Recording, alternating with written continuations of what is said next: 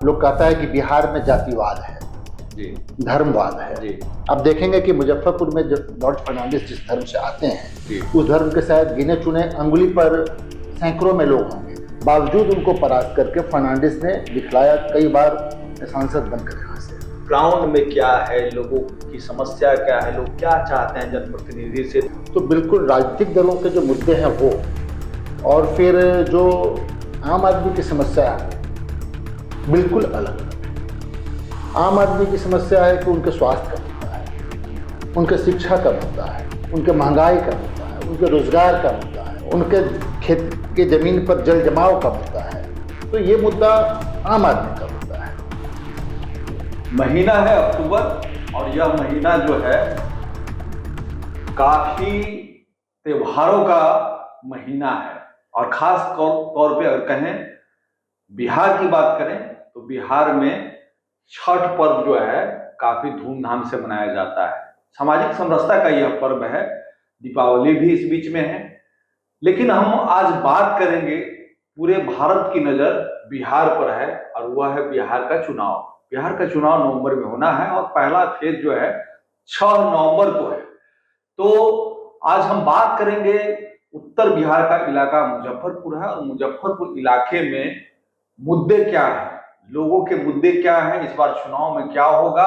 और यहाँ पहले जो समाजवादी आते रहे, और सबसे मजे की बात यह है कि कई बार यहाँ के लोगों ने, यहाँ के मतदाताओं ने महान समाजवादी को चुन के भेजा। जॉर्ज का नाम आपने सुना ही होगा, जॉर्ज फर्नांडिस यहाँ के सांसद रहे। तो आज इन तमाम मुद्दों पे बात करने के लिए हम प्रभात खबर के दफ्तर में खास तौर से बुलाए हैं मुजफ्फरपुर विकास मंडल के सदस्य और एक्शन एड सामाजिक संस्था है उसके जिला समन्वयक हैं अरविंद कुमार जी। उनसे हम बात करेंगे, उनसे जानेंगे कि शहर के मुद्दे क्या हैं, विकास के मुद्दे क्या हैं। और इसमें खास बात यह है कि जो मुजफ्फरपुर विकास मंडल है उसकी स्थापना जेपी ने की थी। जेपी का नाम भी आप सभी जानते हैं कि महान समाज सेवी थे वो, और मुजफ्फरपुर में 10 माह वह रहे थे। मुसहरी का एक इलाका है वहां पे, और सामाजिक समरसता, नक्सलियों के बीच में बात करके कैसे जो है समझौता किए थे। तो इन्हीं सब बातों को लेकर के हम आज चर्चा को आगे बढ़ाते हैं और सीधे अरविंद जी से बात करते हैं। अरविंद जी, आपका बहुत बहुत स्वागत है प्रभात खबर दफ्तर में। जी धन्यवाद। सीधा सवाल पे ही आते हैं। बिहार विधानसभा चुनाव 2025 अब बिल्कुल करीब है, 6 को पहली वोटिंग है, और जिस जिले की बात हम कर रहे हैं, मुजफ्फरपुर जिले की बात कर रहे हैं, मुजफ्फरपुर विश्व क्षेत्र की भी बात कर रहे हैं, विधानसभा क्षेत्र की भी बात कर रहे हैं, तो वहां 6 तारीख को चुनाव होना है। चूंकि आप जेपी की संस्था में सदस्य भी हैं, और जैसा हमको संज्ञान है कि आप महज साल भर पहले, एक साल सवा साल पहले एक पद यात्रा भी निकाले गांव में जी। तो आप ज्यादा समझ सकते हैं इस इलाके को, ग्राउंड में क्या है, लोगों की समस्या क्या है, लोग क्या चाहते हैं जनप्रतिनिधि से। तो सीधा आप अपना अनुभव साझा पहले करें जी। देखिए, दरअसल आप अगर समस्याओं की बात करेंगे और जो जनप्रतिनिधि है उनके जो मुद्दे हैं, तो बिल्कुल राजनीतिक दलों के जो मुद्दे हैं वो, और फिर जो आम आदमी की समस्या है वो बिल्कुल अलग अलग है जी।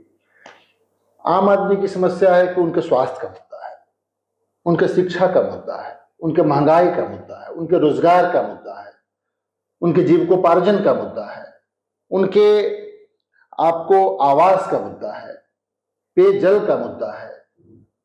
आप देखेंगे कि उनके जो किसान हैं उनके उपज के मूल्य का मुद्दा है, उनके खेत के जमीन पर जल जमाव का मुद्दा है।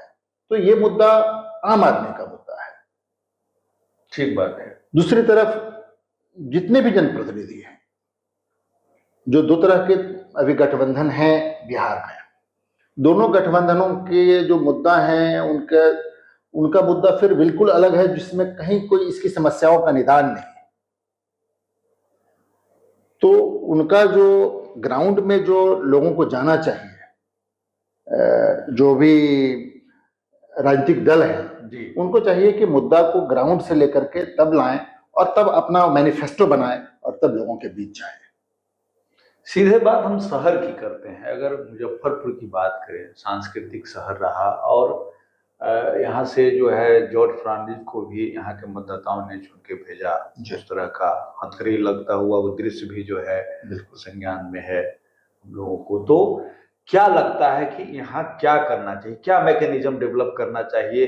प्रमुख जो बात है, जैसे अगर हम बात करें शहर को स्मार्ट सिटी बनाने की बात, और 900 करोड़ से ज़्यादा की परियोजना जो है 5 साल में 2017-18 में ये परियोजना, तो क्या हुआ, क्या लगता है आपको? देखिए, आपने जॉर्ज फर्नांडिस की बात की है। जी जॉर्ज फर्नांडिस जिस समय आए, लोग कहता है कि बिहार में जातिवाद है, जी, धर्मवाद है जी। अब देखेंगे कि मुजफ्फरपुर में जॉर्ज फर्नांडिस जिस धर्म से आते हैं जी, उस धर्म के शायद गिने चुने अंगुली पर सैकड़ों में लोग होंगे। ठीक बात है। बावजूद इनको वैसे लोगों जो इनके विरुद्ध खड़े थे, उनके जातिगत जो लोग थे, उनकी संख्या बाहुल्य है और वो डोमिनेंट है यहाँ। बावजूद उनको परास्त करके फर्नांडिस ने दिखलाया कई बार सांसद बनकर यहाँ से। जी।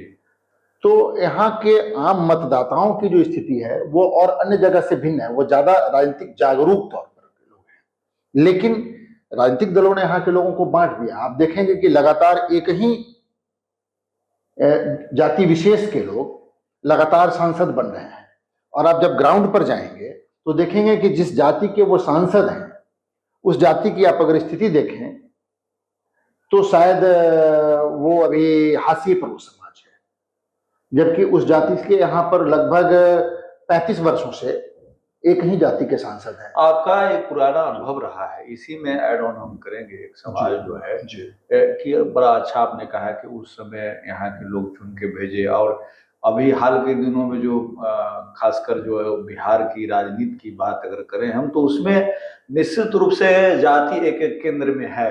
हर पार्टी जो है वो घोषणा उस तरह से, और टिकट के बंटवारे में भी खास तौर से इन चीजों का ध्यान रखा जाता है, किस जाति के मतदाता कितने हैं उस पर जो है।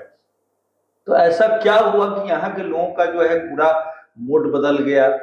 यही यही मैं कहना भी चाह रहा था आपको कि ऐसा नहीं था। यहाँ के लोग काफी राजनीतिक तौर पर जागरूक हैं। उन्होंने धर्म को और जाति को बिल्कुल ध्यान में नहीं रखते हुए जॉर्ज फर्नांडिस को कई बार यहाँ से सांसद बनाकर भेजा है। ठीक बात है। लेकिन राजनयिकों ने उसको थोपा है। अच्छा, यहाँ की जनता पर राजनयिकों ने थोपा है। जबरदस्ती उन्हीं लोगों को आपको देंगे टिकट जो उस जाति के बाहुल्य के लोग हैं, जबकि उस जाति की स्थिति आप अगर देखें, आप तो अखबार से जुड़े हुए लोग हैं, आप रिपोर्टर भेज सकते हैं, देख सकते हैं कि समाज में उनकी क्या स्थिति है। आज भी वो जाति हाशिए पर है जिस जाति के सांसद हैं। आपको बगल में एक उदाहरण दे दें, पीर मोहम्मदपुर एक गांव है जो बिल्कुल मुजफ्फरपुर शहर के सटे है, और वो उसी जाति का बाहुल्य क्षेत्र है, बिल्कुल पिछड़ा हुआ। और आज भी वहां मुख्य सड़क से जुड़ने के लिए कोई सड़क नहीं है 5 गांवों को। तो फिर आप क्या देखेंगे, जबकि जातिगत आधार पर वो वोट करते हैं। तो आप उनको, राजनयिकों ने उसको एकदम थोप दिया है कि नहीं, हम वोट भी करेंगे तो इसी आधार पर, हम कैंडिडेट ही देंगे उसी आधार पर, तो लोगों को वोट करना पड़ेगा उसी आधार पर।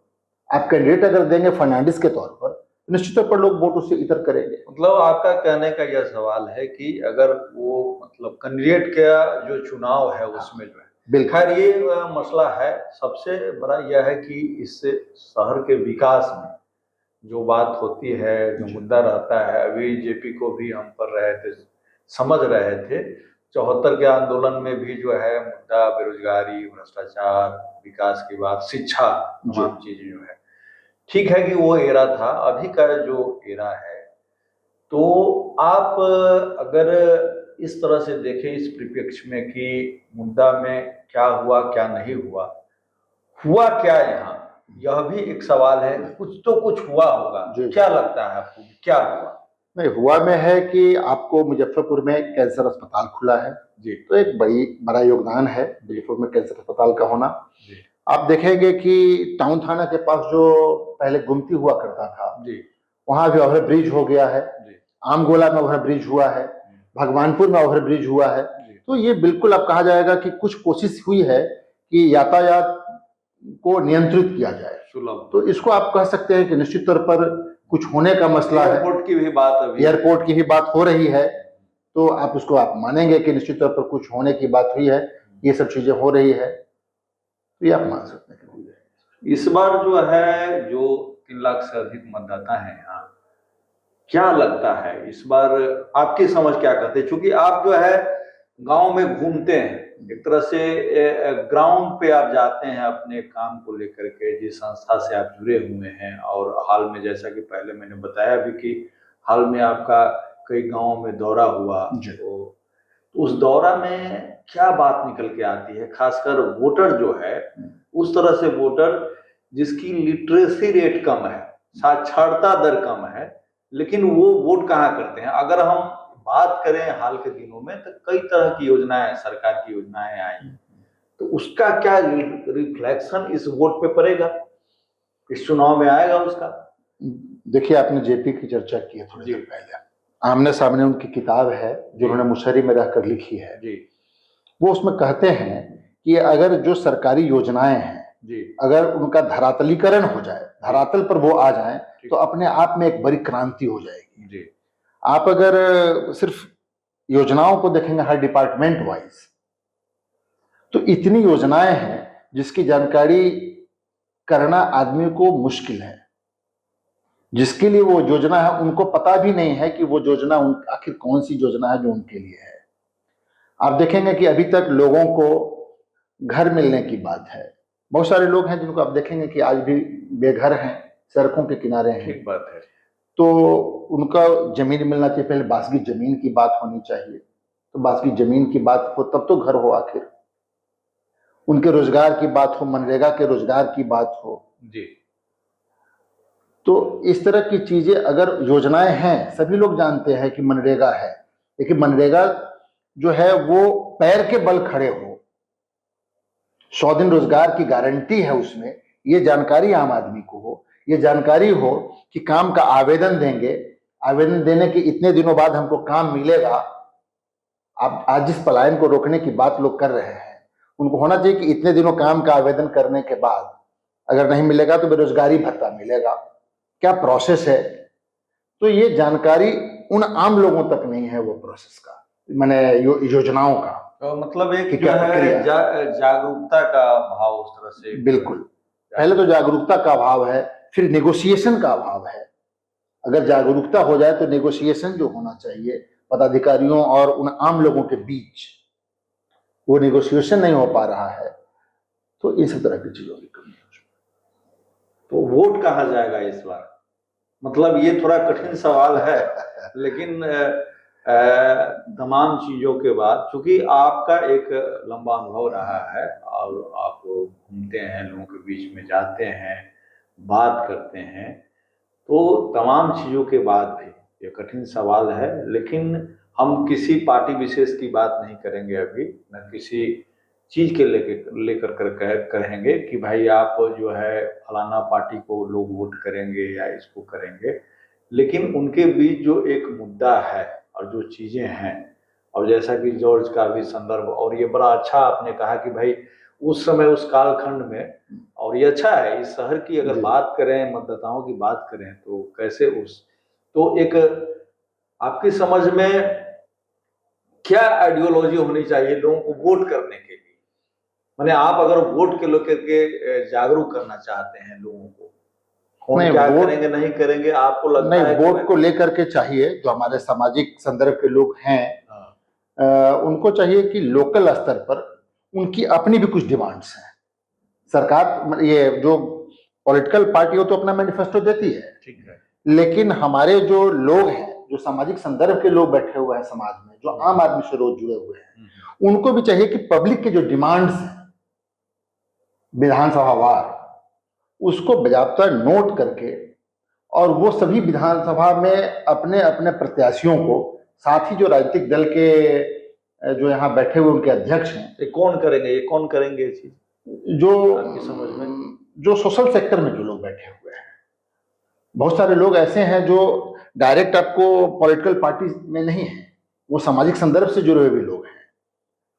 तो उस तरह के लोगों को चाहिए कि वो पब्लिक का जो डिमांड्स है ठीक जो बात। कठिनाइयां हैं, ठीक बात। उन चीजों को लेकर के पॉलिटिकल पार्टी के जो लोग खड़े हैं उनको भी दे कि भाई आपका तो जो आ गया है मैनिफेस्टो, ये आपका हम मामला ये है, करेंगे, हम ये करेंगे, हम ये करेंगे, हम ये हमको करेंगे, ये चाहिए, लेकिन हमको तो चाहिए ये।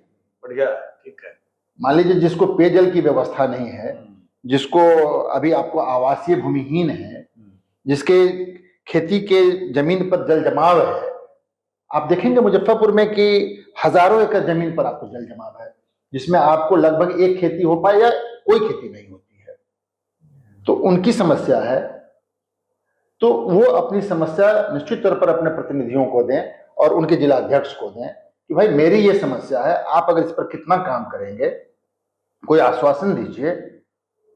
देखिए इन्होंने तो दो ही पक्ष बना के रखा है, या तो इस खेमे को दें या उस खेमे को दें। मैंने आपको बताया चाहे इस खेमे को दो या उस खेमे को दो, बात आकर बाद में वही निकलती है। जो 1990 के बाद की स्थिति है वो वहीं पर है आखिर। तो लोगों को चाहिए कि वो अपना डिमांड्स बिल्कुल अपने प्रतिनिधियों को दे और बताएं कि भाई मेरा तो ये डिमांड है, आप इस पर आएंगे, इस पर आप क्या करेंगे जरा बताएं। प्रभातखबर.com, विश्वास वही, रफ्तार नहीं।